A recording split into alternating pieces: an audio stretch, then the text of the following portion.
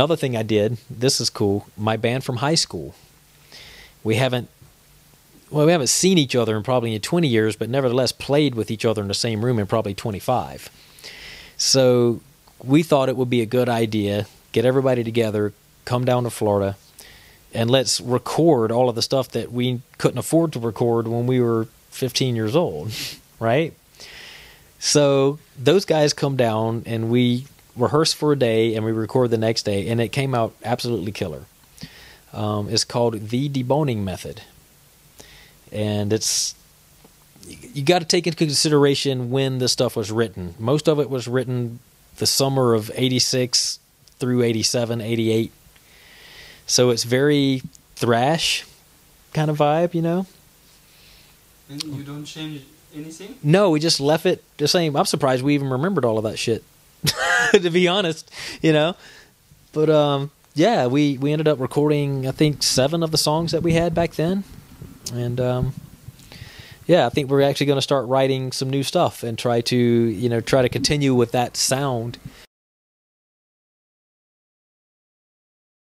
I'm playing at home a performance kit, right? I have the black kit set up right now.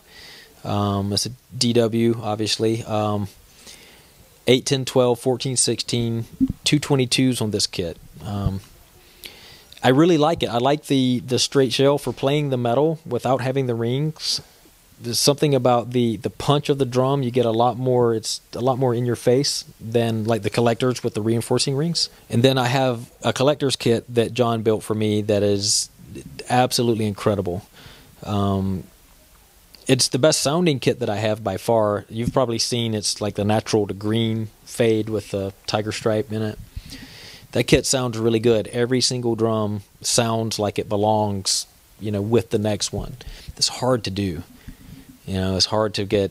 I've always owned kits where the 10 sounded great and the 12 was like, all right, that's cool, and the 13 was like, and they all sounded good maybe, but they just didn't sound like they belonged together, So, and when you're building drums from different, when you build 600 6-inch toms in a day, or whatever, the next day you build 600 8-inch toms. The next day, how do you know if all of those sources of wood are coming from the same place? And that's one thing that I really love about DW is John Good. He will go and he will find a source of wood and he will make you a kit. And it sounds like everything sounds like it's supposed to be there.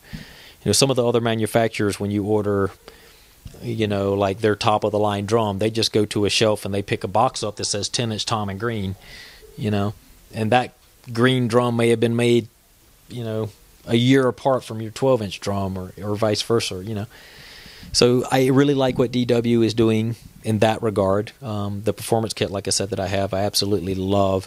It's a little bit too much low end in that kit for the metal stuff. And of course I have other snare drums and different other things as well, but that drum has just been a mainstay in my kit for the most part.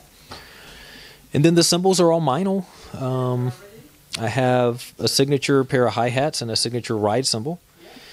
But I basically like what Meinl has done with their Soundcaster line, where they've taken a stamped cymbal like a Paiste, and they've worked it to the point to where it's got this warm characteristic like an Avita Zildjian would have. So it's like if you took a 2002 and an A Zildjian and put it in the same cymbal. And I really like that. So I've been playing the Soundcaster custom crashes for a good while because of that reason. With the metal, at least specifically because I like the high-end bite that those cymbals provide.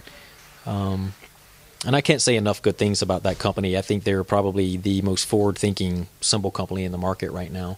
They're just making a lot of really cool stuff, and a lot of innovative things are going on over there. And it's a really exciting company. I have a signature access pedal. I don't know how that came about. That was something well, first of all, let me just say this. Daryl and Karen and Chuck at the Access company, they're very dear friends. They're like family to me. And we've had a long-going relationship back to, the early 90s. And they kind of bounce ideas off of myself and other drummers that are out there as well. But Chuck came to me one day and said, "Hey, we got this idea.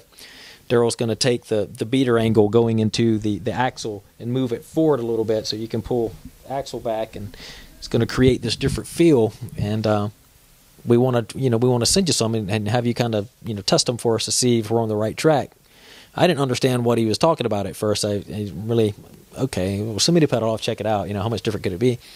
Man, it's a lot different for an Axis pedal. Because Axis had this reputation of being this really light pedal that you really couldn't feel under your foot.